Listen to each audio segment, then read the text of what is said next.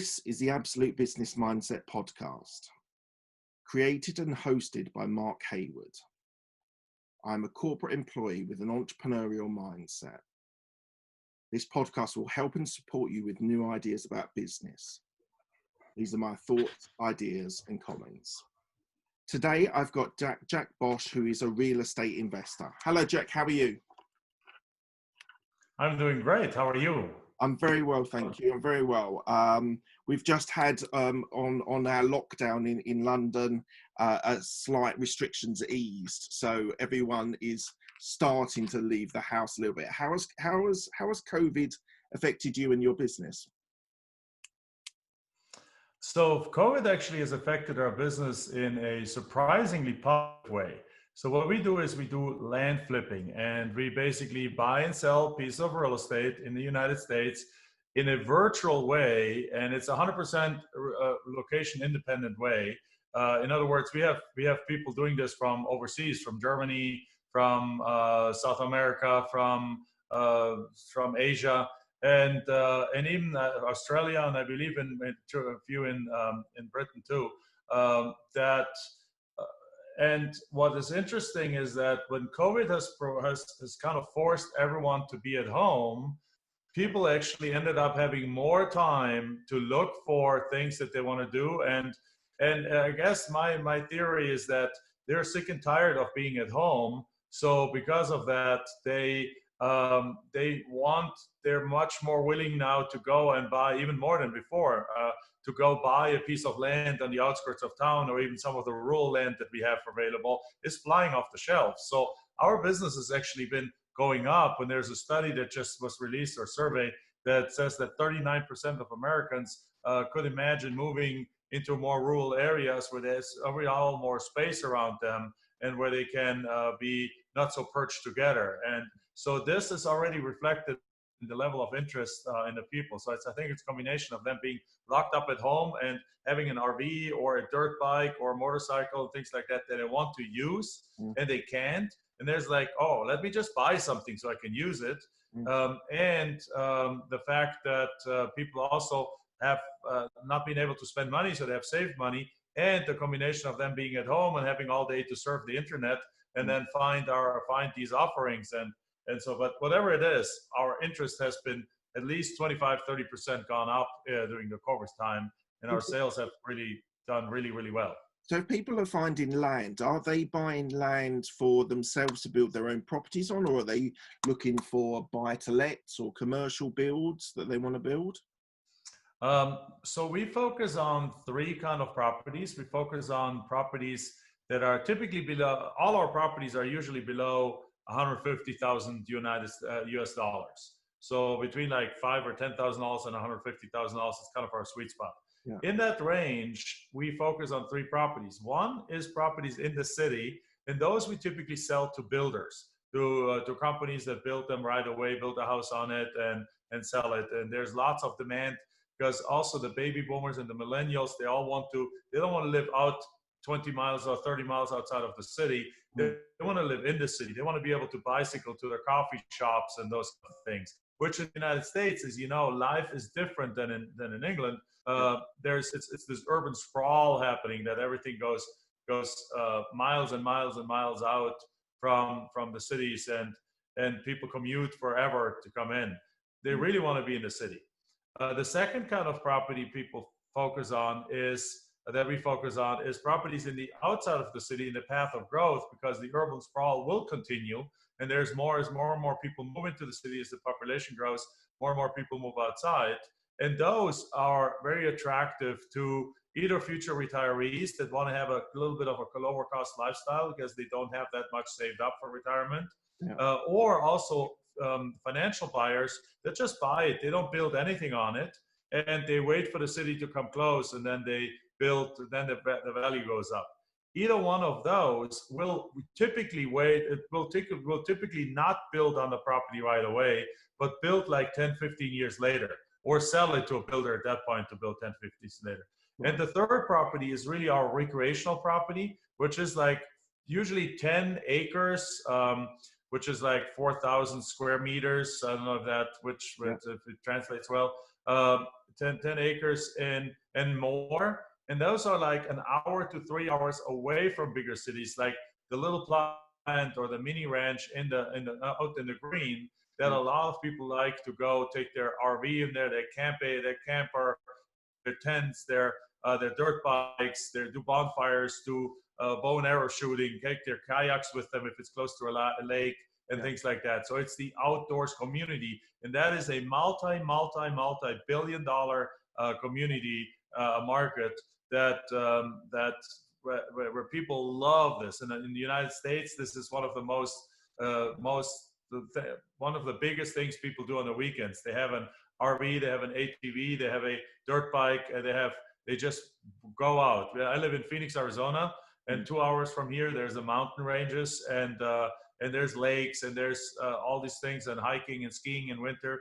And every Friday afternoon, the interstate is completely blocked on the way up with everyone going up there, and everyone has a Jeep, has an RV, has a trailer, has a boat, has any of these things with them that they go up there. It's absolutely crazy. They store it during the week and go spend their weekend outdoors because they can't do it in the city. It's too hot or it's just too crowded. Yeah. Well, that's really interesting. We'll talk about your different property strategies a little bit later, but I want to go back to the start. So, so tell me about your business administration degree that you did in Germany. Okay, so I grew up in Germany. As you can tell from my accent, I'm from there. I now have the German-American accent here, but I am. So I grew up in Germany. I went to university. And back then, it wasn't like the bachelor master's program. It was basically a little bit longer trajectory to an equivalent of an American master's. And this, I saw it was business administration. I studied finance and I think what else was like industrial management or so. And really, what I wanted to do was my plan was always going to corporate America, or corporate Germany in that case. I had a job lined up already. I was a student worker at a software company, consultancy. I wanted to stay in that path, perhaps go to a management consulting company down the road, and went to University of Stuttgart, or actually Hohenheim, which is close to Stuttgart, Germany. Then I took a half-a-year break, went to an internship in Spain, came back. Then I switched over for the final 2.5 years to the University of Mannheim, which is a well-known university in Germany, one of the top probably 3, and for business. And upon, again, so that's what I did. The goal was corporate Germany. Towards the very end of this, though, I realized that I had an opportunity to apply to a partner university of the University of Mannheim.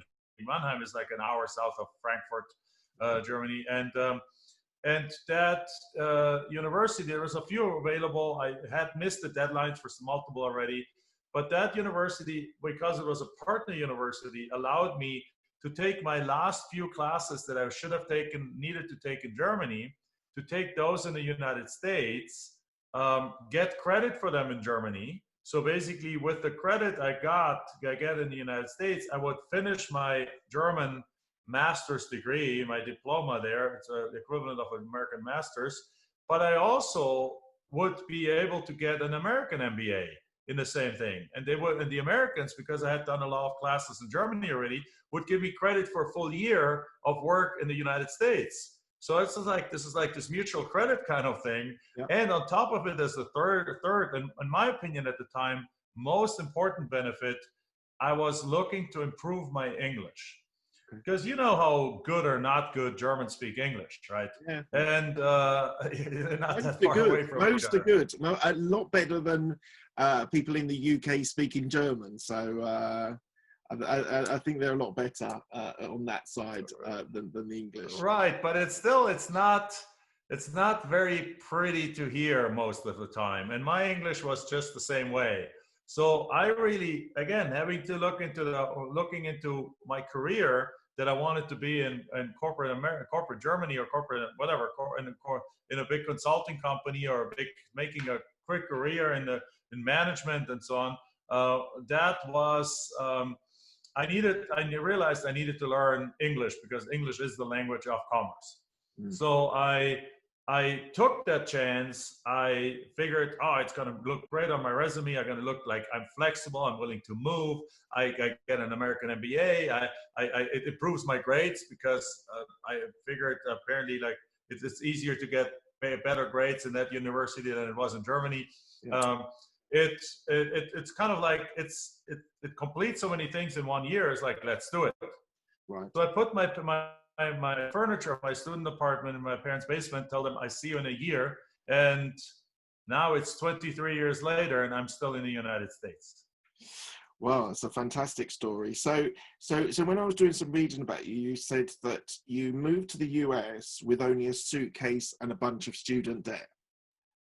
Correct. So Right. you sort of talked about the movement into the US. So you wanted to improve your language, but still, was it corporate America that you were aiming towards, or were you thinking that you might be an investor or something like that? No, the investor was nowhere on the horizon. I was planning the game of working until I'm 65, going up the career ladder, making a really good income, taking vacations, starting a family, and then retire, and that's it. That's what I've been brought up with. That's what my father is a high school teacher. My mom is a stay-at-home mom. Nobody in my entire family, except for one distant uncle, or second or third degree uncle, who is an entrepreneur in a very non-sexy business that I was not attracted to. Everyone else was going the employee path. So there was nothing of that in my eyesight. What happened is when I came here, though, is the number one reason I wanted to stay in the United States is that I met a lovely young girl. Right? Where love falls, as they say, right? So I met this lovely girl, and she was actually not from the United States either. She was an immigrant from Honduras, Central America. Okay, yeah. So it's like a few countries down from Mexico. There's this tiny country called Honduras, wonderful people, and she was from there. And she was finishing her degree at the same time. She was doing the undergrad degree, a bachelor's, and so we decided to see if we could not make this work. I mean, I figured let's try. Well, this is serious. We really like each other, really love each other. Let's try to make this work. And so we both decided to stay here. And the positive thing is that when you study in the United States for 1 year in college, you get automatically a work permit for 1 year. Right. You just have to be then making, and I believe that's still the case, you just have to make sure that you pick a company that is also willing after that year, if you prove yourself, to sponsor the further leading visas and the further leading visa that ultimately gets your green card. In my case, that was the H-1B visa. So now there was no plans of being an entrepreneur. It was plans of, hey, if I don't do corporate Germany, let me do corporate America. And so I got a job. I was lucky. I got a job at a software company again, because I was working in Germany in a similar kind of industry. So that helped me a lot. It was a coincidence. And then, and off we went. And Michelle was able to get a job in at a computer, first of all, like an online education company. And then she switched over to a computer company, so a hardware company. And bottom line is, it worked out. We're now married 19 years and actually celebrating our wedding anniversary this week, a 19-year wedding anniversary, and have a beautiful 12-year-old daughter. So everything worked out on that end. And ultimately, through 5.5 years of working in that company, we also ended up getting our American permanent residency, the American green card. Yeah. What happened though is during those 5.5 years, I went from loving to work for somebody else to not enjoying my job anymore, to really disliking what I was doing, to really hating what I was doing, to really being afraid of losing my job, to really, even though I was doing well and I was got good reviews, but there was an economic recession in the middle. This company let go of 40% of their staff. There's a lot of turmoil happening during that time. Yeah. And it was a job that I had to travel 100%. So I left Sunday night or Monday morning, jumped on an airplane, flew somewhere, and come back Friday night. That is generally not a problem. That's how I kind of envisioned my life in Germany too. The only thing is that in Germany, it's a small country. When you go as a consultant into a company, it's downtown, there's restaurants, there's bars, there's places around, it's an experience. In the United States, most of these companies are in the suburbs, and you're staying at a Holiday Inn Express where ants are crawling up the wall. You're eating like burgers and chips and things like that. I gained like 15 pounds in my first 8 weeks or so working there. Yeah. And you work from 8 a.m. to 10 p.m. And on top of it, I was away from my girlfriend, fiance, and then wife. And so in combination, it was just not what I wanted to do. So the idea of breaking out and doing something different started creeping into my mind, and my mind began to change about this long-term corporate America or corporate anything kind of career. So just talk to me about the transition from corporate America into property, and then we'll go into different property strategies that you've got. So you said you ended up not enjoying your job. Was there a transition phase where you were doing a bit of property as well as your consultancy work, or did you drop down to 3 days a week? How did you manage that transition into property investing? Yes, so the transition happened gradually because of the fact that I could not lose my job. Because if I would have lost my job, and then we moved from Chicago, where we used to live, then to Phoenix, Arizona, because Michelle, my wife, also wanted to then do a master. So she went to a very good university here called Thunderbird Global School of Management, International Management. And so we continued our path. The company I worked for had an office here in Phoenix, so they allowed me to travel because they allowed me to move because they really cared that I lived close to an airport. That's really all they mattered.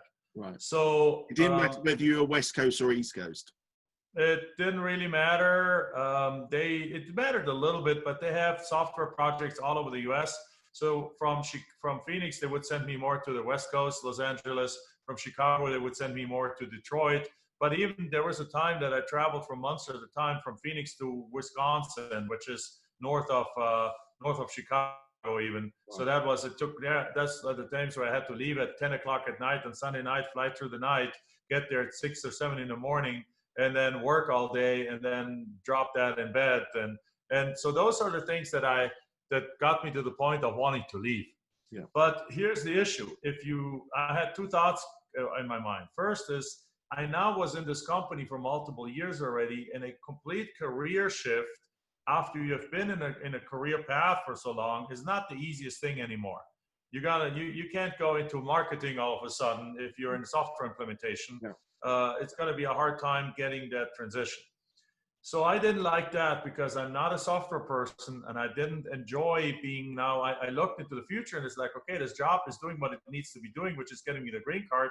But I don't want to be plugged into this line of business for the rest of my life because I'm not a software guy. I don't like the constant like the moment you learn something is obsolete and you have to relearn something new, which a lot of people enjoy. Yeah. But I actually don't. I enjoy something that doesn't change. I enjoy things that are like a certain way, and then they incrementally change, and that's great. But they don't like massively change all the time. And so I was like, I'm not going to be happy being in that line of business forever. It's thought number one. And thought number two was, I can't quit my job, because if I quit my job, I'm losing my visa, because the visa, the H-1B visa, is actually in your passport. It says, Jack Bosch, your visa is tied to this company. And the rules say that if you quit or if you let go, you have 60 days to find another company that picks up that visa again, or you have to leave the country. Right. So I couldn't start right away. I couldn't wait. I couldn't just sit there and wait and then quit my job. We had very little savings. I wasn't making that much money. We had just bought a starter home with like only a 3% down payment and monthly payments. And so we were basically, our hands were tied. So what we did is we started looking around for what else we can do. And we came across real estate to some of these to these commercials and in television. There's adverts, I think you call them in England, or whichever ways, like this advertising in the television. And we read some books, and we liked the concept of real estate more and more and more, because from my understanding, it fulfilled the 4 biggest requirements that I was identified as what I wanted to do. Number one, it needed to be profitable, and not profitable marginally, but profitable in a scale that would give us the financial freedom to do what we wanted to do in our lives. And our goals were not big at the time. Our goals were just replace my job, perhaps double my income, and have much more time to be able to go travel back to Europe, go visit family, because my brother, my parents, my cousins, my friends from school and university, they're all still in Europe. I was the only one that moved over here. And lastly, the number two, profitable, number two, that I could do it, that it wouldn't require a lot of maintenance. So not something that I have to be all the time. Like you open a bakery, you have to be there making sure that the bread is baked every day and so on. So I didn't want to do that. Number three, something that provides passive income, so that if I don't have to do much maintenance, if I don't have to be there all the time, and if it provides passive income, now I have that's like the best of all worlds, right? Profitable, don't have to be there, provides income. That's a trifecta of amazingness. And number four, I needed something that I could do part-time. Part-time and from a distance too, because I was traveling. 1 week I was here, 1 week I was there, 4 weeks I was here, 6 weeks I was there. So I couldn't even do something in the markets that I was. I couldn't buy and fix up a house in Chicago if I was there for 2 weeks, because it could be that I got on Thursday, hey, next week you will be in Florida, right? And I couldn't do it in Phoenix either, because I would come back here Friday night, would leave here Sunday night or Monday morning. So I needed something that is truly location independent. Yeah. And that's when we then stumbled over land flipping and actually invented it, because there was really nobody teaching this whatsoever. We came across it, and we came across a strategy that would allow us to do all that, where we're dealing with land, which means we don't have to go in there with a key, open a door. We don't have to inspect anything. Google Maps, Google Earth, Google County websites, geographical information system websites show you everything you need to see of the property. We don't have to repair anything. We don't have to meet the sellers, because we can do this by mail. We don't have to meet the buyers, because we can use social media to sell these properties. So as a result, we created a business that is truly doable from anywhere in the world. And we do it inside the United States, because the United States is, in my opinion, the best place to do this in the world for multiple reasons. So let's just explore this strategy of land flipping. So I understand the basics. You've just sort of talked us through the basics of what it is. But I suppose just talk to me a little bit about what drove you, how you were successful. Because I read that you had a turnover of 1 million in the first 18 months, which is amazing. $1 million, which is absolutely amazing. So how did the strategy work so perfectly for you in those first 18 months? Yeah, and actually the 18 months, so this is profit, not just turnover. I don't know if that's the same definition. So this profit, turnover was obviously substantially higher, or revenue, as we call it in the US, is higher, and profit was $1 million. How? Well, here it goes down to the principles. So first of all, in the house flipping area, which there's lots of shows, there's shows in every country by now, flip this house, flipping Atlanta, flipping Vegas, flipping whatever it is. Where people come in and buy these houses at a discount and flip them. Well, if it is possible for houses, it is possible even more for land, because land doesn't have an inherent immediate use for the owners. But one difference in the United States towards the rest of the world really is that United States, the amount of property taxes is tremendously high. So, for example, like if somebody owns a house, like in London, a house, I mean, any probably house costs like £1 million, I would think, right? So, I mean, not every house, but London there's, is very expensive. Yeah, the rest of the yeah, country yeah. is So, less, but but yeah, London is. yeah, of course, yeah. So if we take $1 million house in the United States, that house has property taxes from every year. Somebody has to pay. The owner has to pay property taxes from between $10,000 to $20,000 or $30,000 for that house, depending on which part of the country they live in. So Right. even if you have no mortgage on this house anymore, if there's no more loan on the house, Yeah. you still have to pay between $10,000 and $30,000 per year just to be able to keep that house, because otherwise the state takes it away from you. Right. That is different, in my opinion, in Europe. In Germany, that $1 million house would cost you perhaps $400 per year in property taxes. Yeah. So, on the contrary, though, there is very little transaction cost when purchasing a property. So, and again, I can't speak for England, but in Germany, there's like a tax when you sell a property. There's the notary public, the attorney charges a fee. Then there's, I mean, it costs almost about 8 to 10% of the property value to move that pass that property from one person to the other. Mm. In the United States, it costs the cost of a so-called title company, which costs, like, we live in a beautiful home that is over 7,000 square feet, which is like 600 something square meters, and we paid about $5,000 in transaction costs to buy this property. So in other words, when you buy a piece of land or when you buy a property, that is depending on the value of the property, so the fees. But if you buy a piece of land that's worth $30,000, your transaction costs are like $1,000.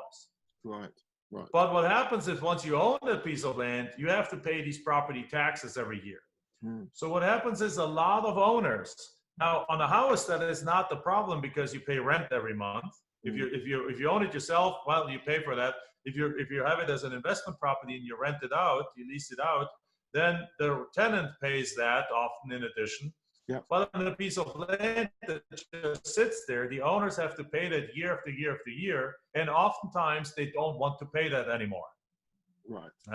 So when that happens, so what we have figured out is a way to find these owners that no longer want these properties, and in many cases they are willing to give those properties to us for literally 5 to 25% of its market value.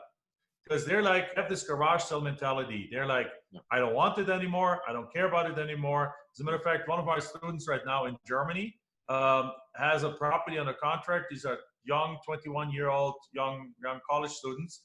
They got into a program and it got started with us because we teach this now too. And they just gotten a $50,000 property on the contract for $1,900. So when that happens, so to answer your question, this is basically what we do. We find these properties so cheap because we're focusing on the people who don't want it. In many cases, these are owners that have either passed away and the heirs. Yeah. Now the heirs are like, oh, great, I'm inheriting something. But what they realize is that, oh, I'm inheriting something that costs me money every year to hold on to. Yeah. Because of the property taxes. They're like, I don't want to do this anymore. So they want to get rid of it, and heirs are often the least emotionally attached people in the world. So they just want to get rid of it. Same thing is, they bought it 20 years ago for a certain reason. They don't no longer word it right now because that reason has gone away. They wanted to build their retirement house there, but then perhaps the grandchildren are born, and they no longer want to be away from the family. They want to hang out with their grandchildren, not move 1,000 miles away. And you know, Americans are very mobile. They like to move. They don't mind moving 1,000 miles. It's no problem. So as a result, we have all these people that have all these properties that we stumbled upon, and we started the very first deal we made an offer on. So we bought this property worth about $8,000 to $10,000. We paid $400 for it because he had just gone through divorce. He didn't want the property anymore. He was moving out of state into a different state. He didn't want to leave anything behind. He wanted to have a clean cut, and he just gave us this property for $400. We So, sold it the quick day question. we bought It's a it. quick question, Jack. Yes.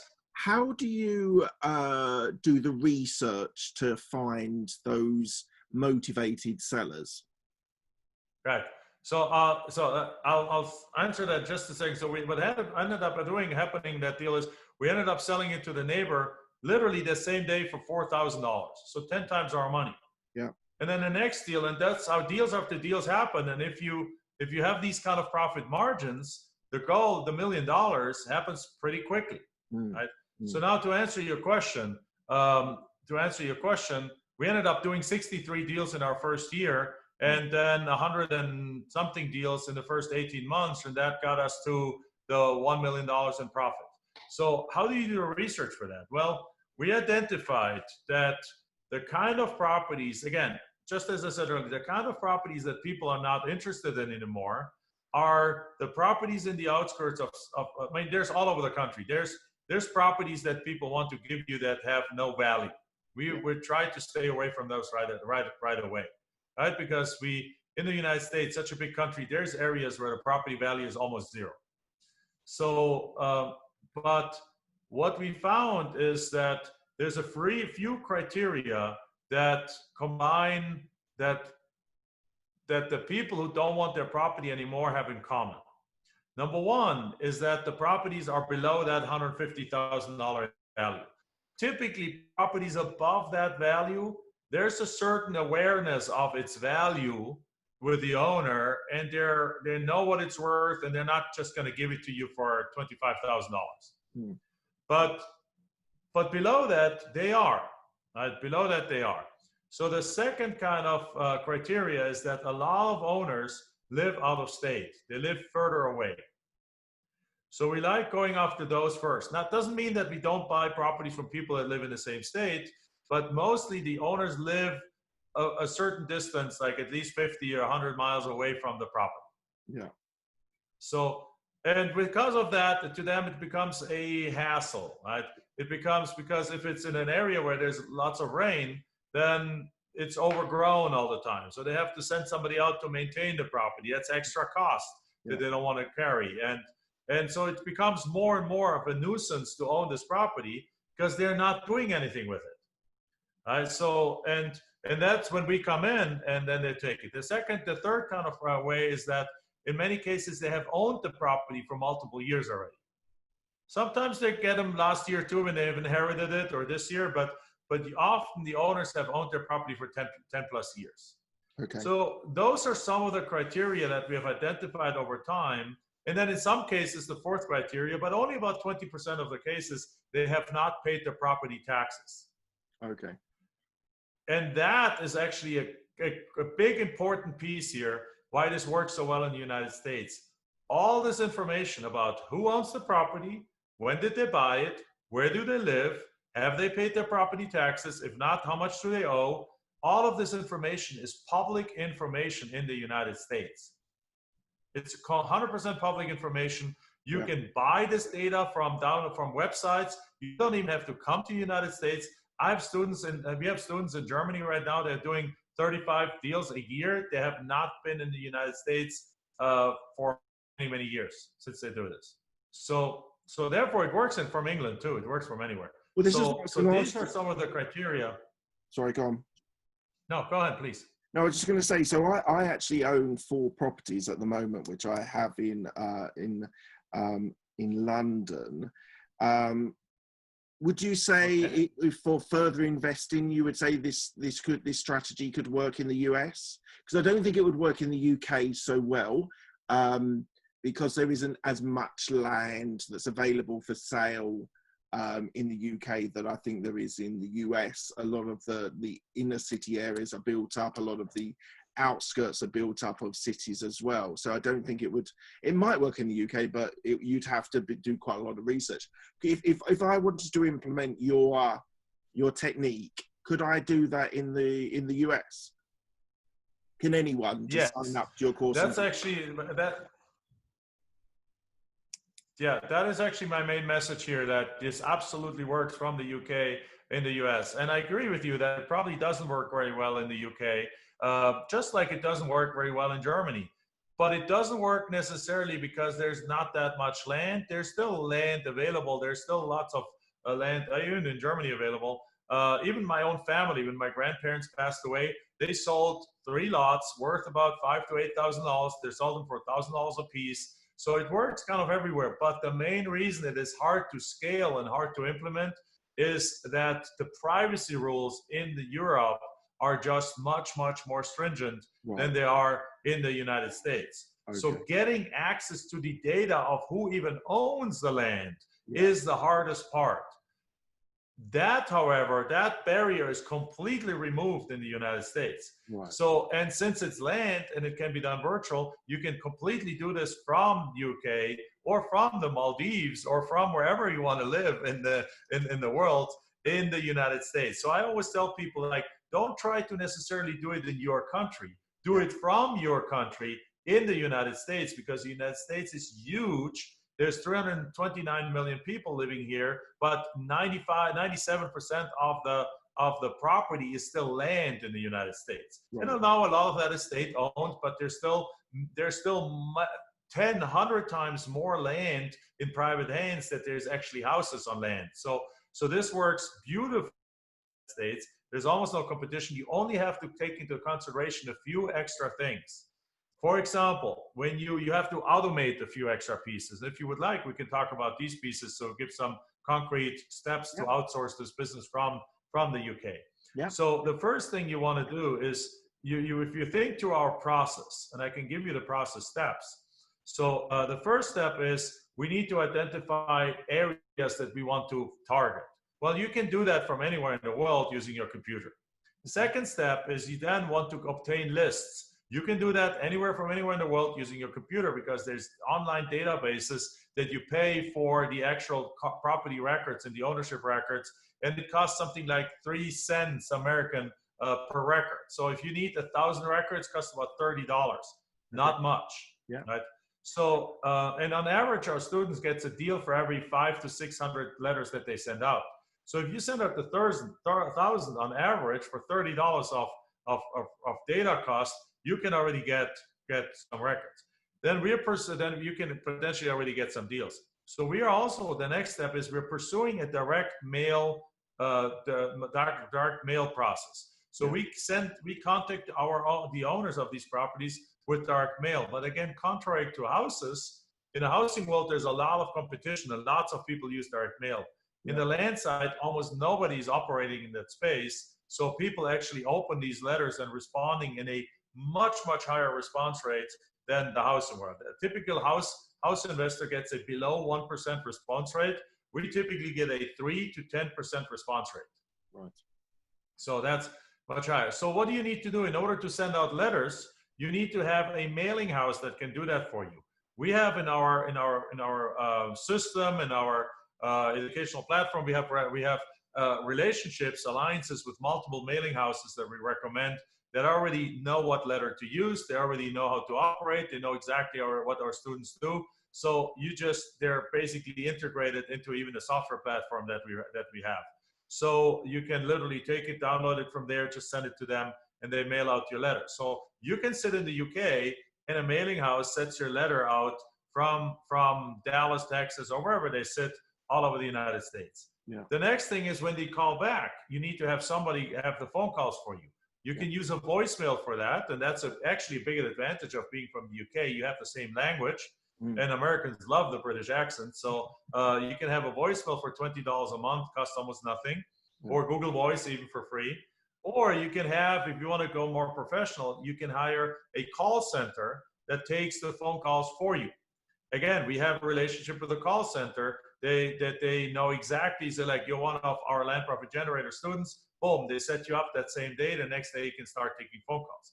So then the next thing is you need a virtual mailbox, because once these offers come back accepted to you by mail again, because we make the offers by mail and a mailing house can send them out for you again, and then the offers come in accepted, you need a virtual mailbox. And there's an abundance of services starting at about $15 a month that can take those, that basically use as your mailing address. So the accepted offer comes in, they scan the envelope, and then you look it up from UK on your computer. Oh, a new thing came in. You check it out. It takes another day until tell them which of the envelopes you want to be opened. They open it. By the next day, you have this scanned letter in there. There's the scanned acceptance. You just print it out. You co-sign it. You forward it to a title company to start the process of purchasing this property. And then the selling part is the last part. The selling price is 100% done online using websites, land selling websites that are or real estate selling websites that are very, very popular in the United States, like Zillow.com, like Zillow. Zillow.com is like the biggest one. There's a small kind of small this and that kind of website that you can sell all kinds of stuff, garage sale, kind of called Craigslist. Craigslist is very, very popular in the United States. Or Facebook Marketplace are the three top platforms that we use to sell these properties.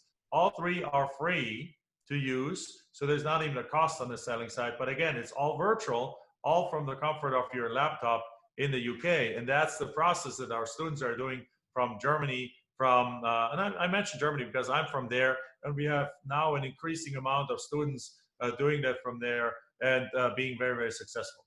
That's absolutely fascinating. I'm sure a lot of my audience will be waiting to the end to hear your contact details and where people can find you, because that sounds like a seamless process. So very, very interesting. Tell me about your book, Forever Cash. I don't know if the philosophy is linked into what you've discussed now, but tell me about the philosophy in the book that you wrote. So the book Forever Cash, we published that in 2013, is really not a book about our real estate method. Instead, it is a book about our wealth philosophy. And the wealth philosophy really it ties into what we do, because we use the land flipping as a tool in our overall Forever Cash wealth philosophy. And the overall wealth philosophy basically states that there's three kinds of ways to earn money, or three types of cash. The first cash is one-time cash. So it's basically things that you work for one time and you get paid one time. So if you work hourly in a job, you get paid, work for 1 hour, you get paid $15, that's it. Right? You don't show up to work, you don't get paid. The second, but it's also real estate flips. So what you see in like flip this house and these things, they go, they rehab a house, they buy it for $150, they put $50,000 in, they sell it for $3,000 after closing costs, after all this cost, they make $70,000. Great, this is one-time cash too, but it's a higher quality one-time cash. So what I'm saying is not that one-time cash is bad, it's just that you need it, but you want to focus on the ones that give you a bigger bang for the buck, that you give you a bigger returns. Second, the kind of cash is temporary cash. That's actually something we do a lot in our land flipping, because one way that we love selling the land is instead of buying it, let's say we buy a $30,000 property for $3,000. Happens all the time. We then turn around and we have two choices. Choice one is the one-time cash choice, which means we sell this property for $15,000, which is a complete bargain because it's half price. Somebody buys it and we net $12,000 of that transaction. Great, that's done. Wonderful, fantastic. The second way to sell these properties is actually by selling it with owner financing or seller financing. In other words, I take the property, $30,000, I buy it for $3,000, I sell it to somebody for $30,000 because I don't have to discount it now, because the way I sell it is with a $5,000 down payment and monthly payments of $400 for the next 10 years. Right. So by doing that, I become the bank. And if you really looked at the deal, I buy it for $3,000, but I get a $5,000 down payment. So I already got more as a down payment than I have paid for the property. So I'm already in the positive. So, but now for the next 10 years or 8 or 10 years, I'm getting cash flow. And that's my definition of temporary cash. Cash flow that comes in for an extended period of time, but it ultimately ends. So it's not forever, it's temporary. Yeah. Right? So these two ways is how we sell our properties. And we have many of our students have now replaced their income, some even multiple times replaced their income with cash flow from land deals. And as a result, they have quit their jobs, they have quit their main positions, they've closed their other businesses if they ran a business already, because this business has turned out to be more profitable than anything else. The third kind of cash that I describe in the book is what's called forever cash. Now, forever cash is cash that you work for once and you get paid forever, for generations, really forever. That, in my mind, the best way for that is, yes, you can invest in dividend stock and things like that, but I love real estate. So this is improved property, rental property.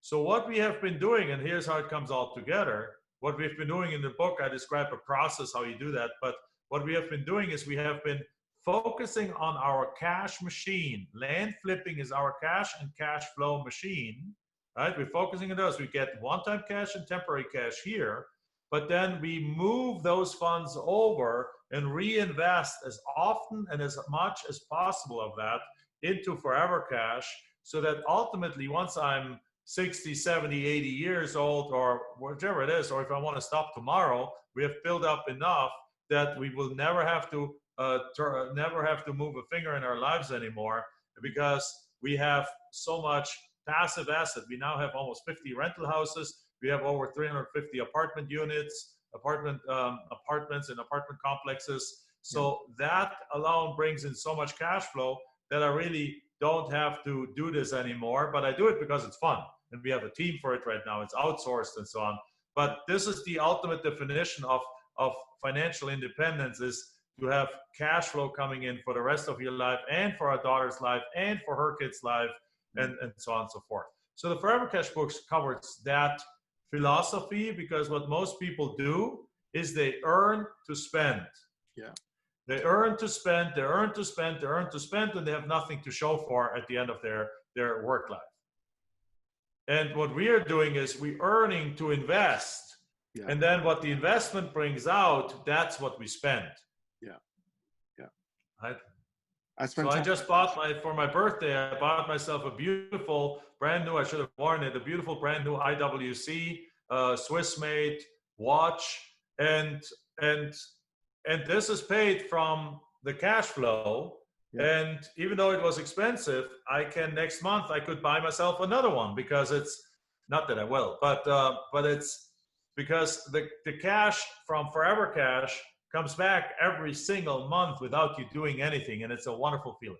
Yeah, I agree. So my property strategy is what we call buy to let. So we buy a property and then we rent it out to tenants. And it's a very solid strategy, and after you've paid your taxes and your other costs, you're just making passive income from it. So yeah, absolutely, I think that's a fascinating. So look out for that book. It's called Forever Cash. So we're going to come to the end of the interview. I do 5 questions I ask every a person that I interview. They don't need a quick answer. It's up to you. But there's 5 questions. So the first question is, what's the best decision that you made? The best decision I ever made was to follow my heart and stay here, because I believe the results is what we're living right now. My wife is not just my wife, she's actually a co-founder of this business. Right. As a matter of fact, she is the best example of the power of Forever Cash, because her father passed away when she was 9 months old in the third world country of Honduras. But he luckily had worked really hard, and he had pooled all his resources, and like 3 years before he passed away, and 2 years before she even was born, he put all his resources into one commercial property that he was able to buy with that. And when he passed away, her mom is an elementary teacher with a $400 a month salary.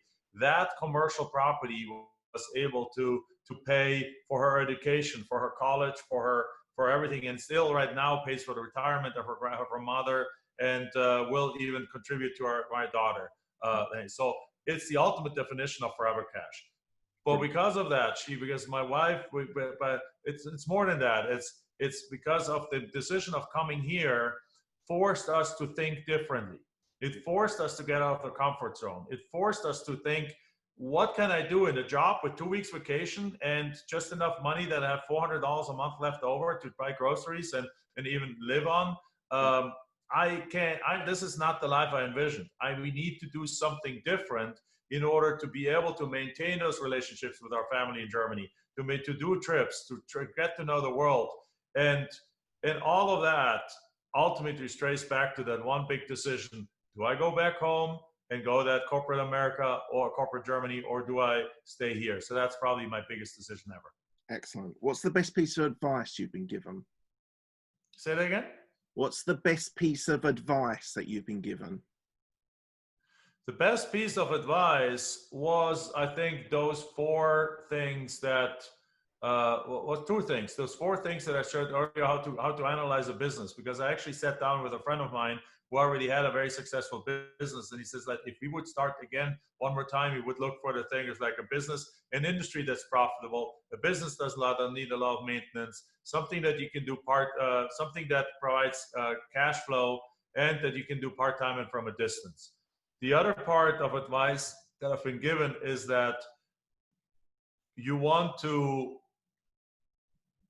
embrace something that you can manage. Like, I wanted to go for something complicated right away, for like rehabbing a house, and we failed miserably at that because we luckily didn't follow through with it. Otherwise, we would have lost a lot of money. But when we focused on land, we realized we can actually do this because we didn't know much about real estate. We didn't know much about property. We didn't know about how much it costs to estimate.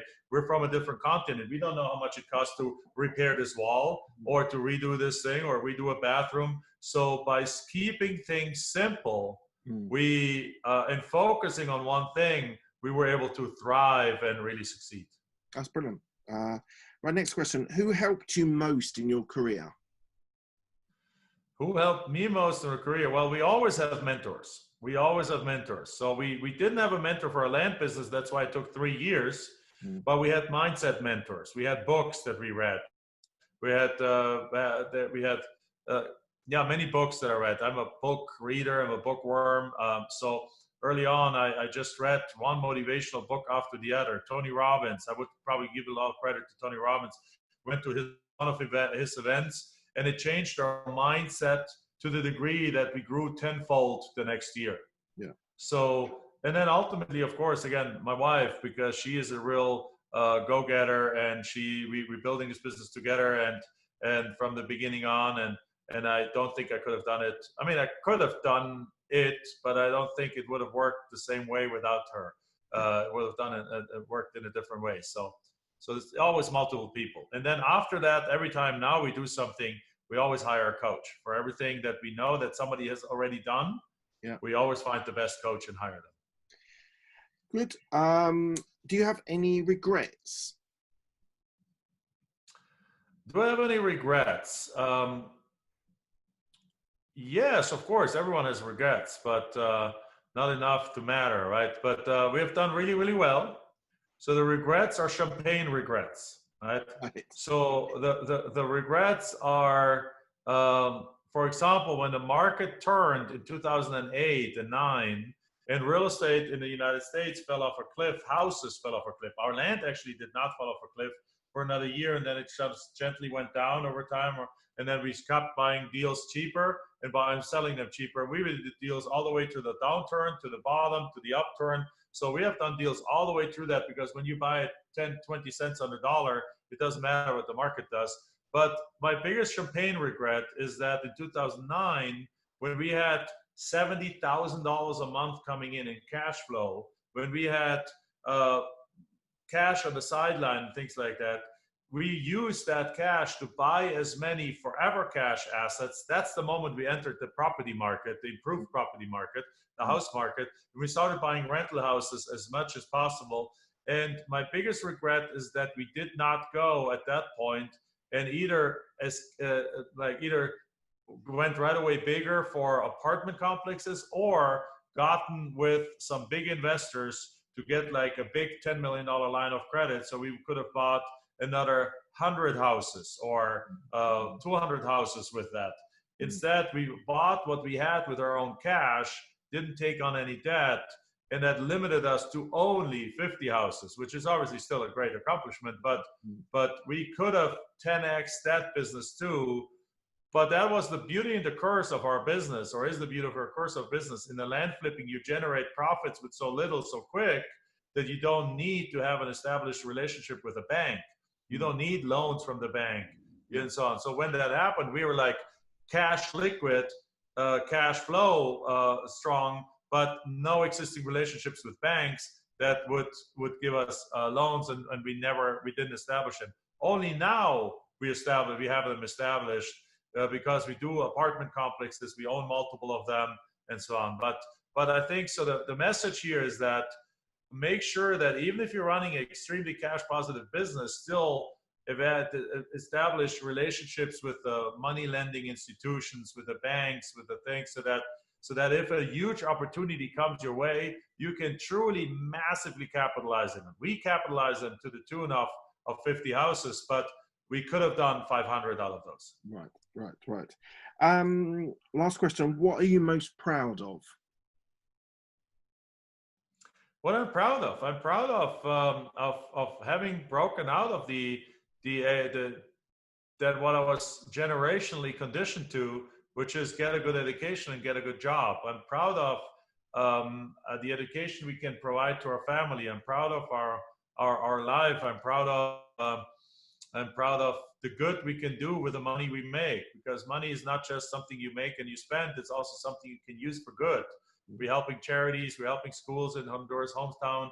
I'm proud of the growth that I am continuously to be willing to go through, because every time you grow, every time you want to achieve something bigger, you got to first grow as a human, as a person, as a business manager, as an executive, as a leader, in order to manage and be able to handle that growth. And since we have been managing our growth for like 18 years now, we have had to grow quite a bit.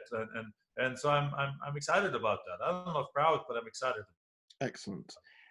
Right, so we're coming to the end. Where's the best place that people can find you? So you said that people in the UK or overseas, I've got listeners all over the world, can reach out to you and sort of learn some about the land flipping and everything. Where can people find you? Wonderful. Yes. So there's multiple ways you can find me. The first way, since you mentioned the Forever Cash book, you can get the book. The book is out of print, but we still have a few copies. And you can get it under forevercashbook.net. So it's important, .net, not .com. Forevercashbook.net. You can get the book for just a few dollars. It's like shipping and handling. It's the last few hundred that we have right now. The second way you can get a hold of us by going to finding more about the educational programs about the land flipping is under landprofitfun.com. Fun like having fun, right? So landprofitfun.com. And the third way is actually it's four ways. The third way, I have a podcast too. It's called the Forever Cash Live Real Estate Podcast. So check it out there. There's quite a few episodes about the land flipping also in there. And the fourth way is we have a Facebook group that is completely free that is called Land Profit Generator, which is the program, our program names, Land Profit Generator Real Estate Investing. So if you go on Facebook, you look for Land Profit Generator Real Estate Investing, there should be only one group with that name. You join us in there. It's a great group, and in the next few weeks, we're actually going to do even a 5-day free class on that. That has yet another link. I don't know if I can share that many, but it's landprofitmaster.com or landprofitmasters.com. But you can hear also about it in the Land Profit Generator Real Estate Group. We talk about it. And so those are multiple places, and pretty much most of them you can get free information on how to learn more about this. That's been absolutely fascinating. Thank you, Jack. I really appreciate your time today. Thank you very much for having me. Cheers.